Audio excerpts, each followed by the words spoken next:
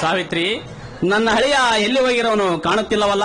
ಅರೆ, ಇವತ್ತು ಉಗಾದಿ ಹಬ್ಬ ಅಲ್ವೇನ್ರಿ? ಭೂಮಿ ತಾಯಿ ಪೂಜೆಯನ್ನು ಮಾಡಿಕೊಂಡು ಬರ್ತೇನೆ ಅಂತ ಹೇಳಿ ಹೋಗಿದ್ದಾನೆ ನನ್ನ ತಮ್ಮ. ರೀ, ಎಲ್ಲಿ ನೋಡ್ರಿ, ನೆನೆಸುವಷ್ಟರಲ್ಲಿ ನನ್ನ ತಮ್ಮ ಬಂದೇ ಬಿಟ್ಟ ಅಂತ ಕಾಣುತ್ತೆ.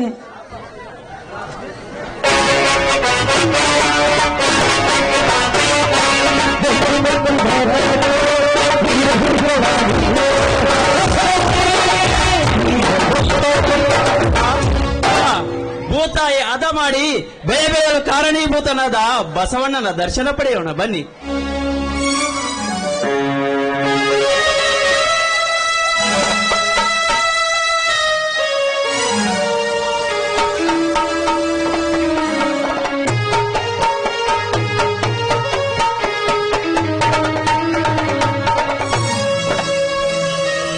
ಹೌದು ಗರಡ, ನಿನ್ನ ಮಾತು ನಿಜ.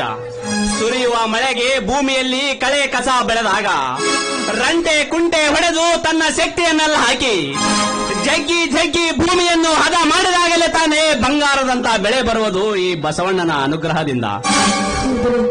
ಬಾಯಿ ಇಲ್ಲದ ಈ ಮೂಕ ಪ್ರಾಣಿಗಳಿಗೆ ಇರುವಷ್ಟು ನಂಬಿಕೆ ವಿಶ್ವಾಸ ಈ ಮನುಷ್ಯರಿಗೆ ಎಲ್ಲಿಂದ ಬರಬೇಕು ಸ್ವಾಮಿ? ಎಲ್ಲಿಂದ ಬರಬೇಕ್ರಿ?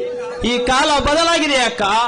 ಆಧುನಿಕ ಕೃಷಿಯಿಂದ ವಿಜ್ಞಾನಿಗಳು ಸೃಷ್ಟಿ ಮಾಡಿದ ಯಂತ್ರದಿಂದ ನಡೀತದೆ ಈಗಿನ ಕೃಷಿ. ಹೌದು ಗರಡ, ಬಸವಣ್ಣನ ಸಗಣಿ ಮುಟ್ಟಿದರೆ ಕೈ ನಾರುತ್ತದೆ ಎನ್ನುತ್ತಾರೆ ಈಗಿನ ಜನರು. ಹೀಗೆ ಮುಂದುವರೆದರೆ ಮುಂದೊಂದು ದಿನ ರೈತಾಪಿನೇ ನಿಲ್ಲಬಹುದು ಗರುಡ. ಅಷ್ಟ್ಯಾಕ್ ಮಾವ, ಈಗ ಎಣ್ಣೆ ಎತ್ತವರು ಗಂಡ ಹುಡುಕಬೇಕಾದ್ರೆ ನಮ್ಮಂತ ರೈತ ಆಗಬಾರದಂತೆ. ಹೊಲ ಗದ್ದೆ ತೋಟ ಇರಬೇಕಂತೆ. ಹೊಲ ಗದ್ದೆ ಮಾಡಲು ಅವರ ಅಪ್ಪ ಬಂದ್ ಮಾಡ್ತಾನ ವ್ಯವಸಾಯ. ಮಕ್ಕಳಿಗ ಒಕ್ಕದಿದ್ದರೆ ಬಿಕ್ಕದು ಜಗವಲ್ಲ ಎಂಬ ನಾನುಡಿ ಮರೆಯುವ ಸಂದೇಹವಿಲ್ಲ. ನಿಜ ಗರುಡ, ದೇಶಕ್ಕೆ ಅನ್ನ ಕೊಡುವ ರೈತನಿಗೆ ಕಿಂಚಿತ್ತು ಬೆಲೆ ಇಲ್ಲದಂತಾಗಿದೆ ಈಗಿನ ಕಾಲದಲ್ಲಿ. ಯಾಕ್ರಿ ಹಾಗೆಲ್ಲ ಮಾತನಾಡ್ತಾ ಇದ್ದೀರಾ?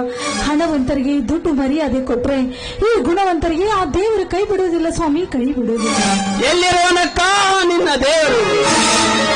ರೈತ ಬೆಳೆದ ವಿಶ್ವಾಸವಿಲ್ಲದೆ ಆಶ್ವಾಸನೆ ಓಟು ಇಟ್ಟಿಸಿಕೊಂಡು ಹಣಕಾಸಿನ ಮಂತ್ರಿ ಕೃಷಿ ಮಂತ್ರಿ ಎಂದು ಪ್ರಮಾಣ ವಚನ ಪಡೆಯುವಾಗ ಪ್ರಾಮಾಣಿಕವಾಗಿ ನಡೆಯುತ್ತೇನೆ ಎಂದು ಪ್ರಮಾಣ ಮಾಡಿ ಆ ನ್ಯಾಯ ದೇವತೆಗೆ ಅನ್ಯಾಯ ಮಾಡಿ ಇನ್ನೊಬ್ಬರ ಕೃಷಿ ಭೂಮಿಯನ್ನು ಕಬಳಿಸಿ ತಮ್ಮ ಸಣ್ಣ ಮಗಿದಕ್ಕೆ ಹೆಸರಿಗೆ ಮಾಡಿಸಿಕೊಂಡು ಸರ್ಕಾರದ ಹಣವನ್ನು ಲೂಟಿ ಹೊಡೆಯುತ್ತಾರಲ್ಲ ಈಗಿನ ಭ್ರಷ್ಟರಾಗಿದ್ದಾರೆ.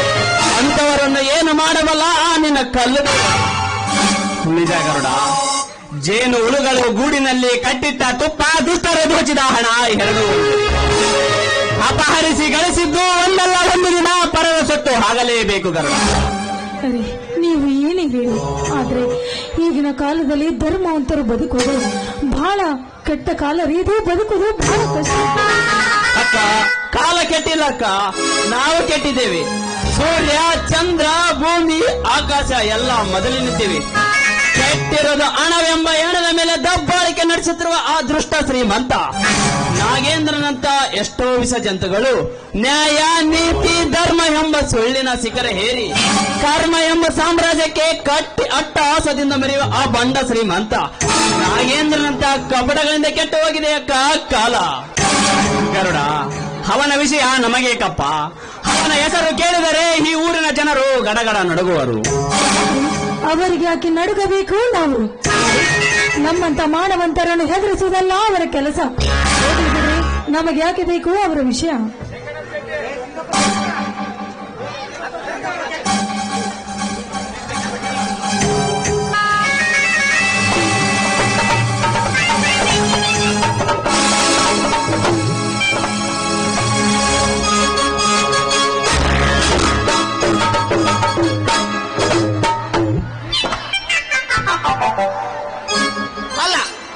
ಅಪ್ಪ ಹುಟ್ಟಿದ ಮಗ ಅಂದಿ ನೋಡಪ್ಪ ಧರ್ಮ ಅಂತ.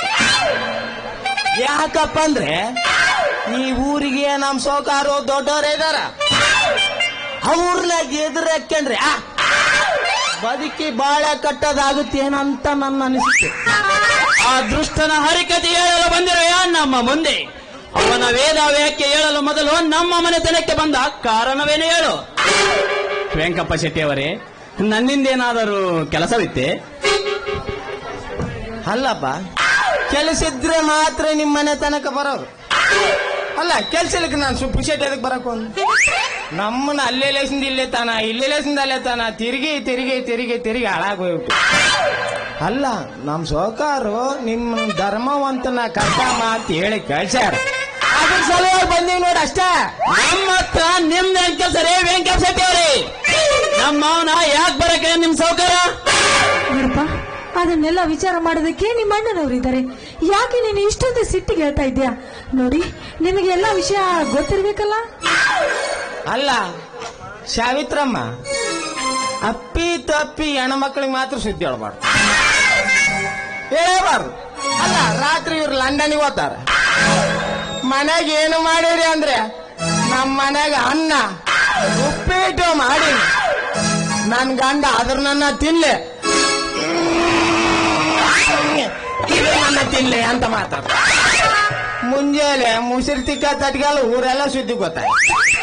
ಅಂತ ವಿಷಯದಲ್ಲ ನಾನೆಲ್ಲ ಹೇಳಂಗಿಲ್ಲ ಸಾವಿತ್ರಮ್ಮ. ಧರ್ಮವಂತ ನಮ್ ಸೌಕಾರ ಕರೆಕಚ್ಚಾರ, ಬಾಪ ಹೋಗೋಣ. ನಿಮ್ ಸೌಕರ್ ಹತ್ರ ನಮ್ದೇನ್ ಕೆಲಸ?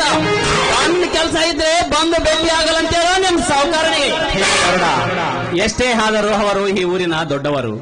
ಅವರಿಗೆ ಈ ರೀತಿ ಮಾತನಾಡುವುದು ತರವಲ್ಲಪ್ಪ. ಮಾವ ಹಣದಲ್ಲಿ ದೊಡ್ಡವನಿರಬಹುದು, ಆದರೆ ಗುಣದಲ್ಲಿ ನಾಯಿಗಿರುವ ನಿಯತ್ತು ಕೂಡ ಅವನಿಗಿಲ್ಲ.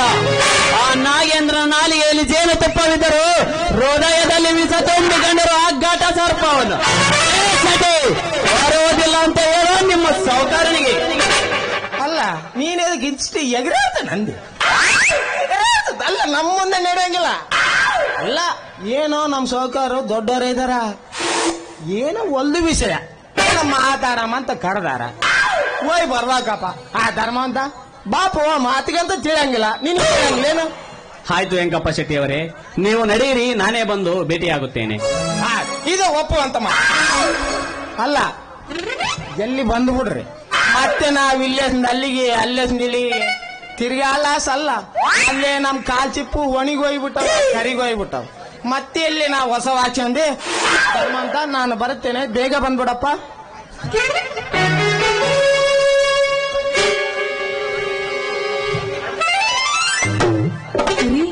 ಮಾತನಾಡ್ತಾ ನಿಂತ್ರೆ ನಿಮಗೆ ಹೊತ್ತು ಹೋದದ್ದೇ ಗೊತ್ತಾಗುದಿಲ್ಲ. ಬನ್ನಿ, ಒಳಗಡೆ ಊಟ ಮಾಡಿರುವಂತೆ. ಬಾರಪ್ಪ ಮೈದನ. ಆಯ್ತಕ್ಕ, ನಿನ್ನ ಸುಮಧುರದ ಕಂಠದಿಂದ ಸುಮಧುರದ ಗಾಯನ ಹಾಡುವೇಕ?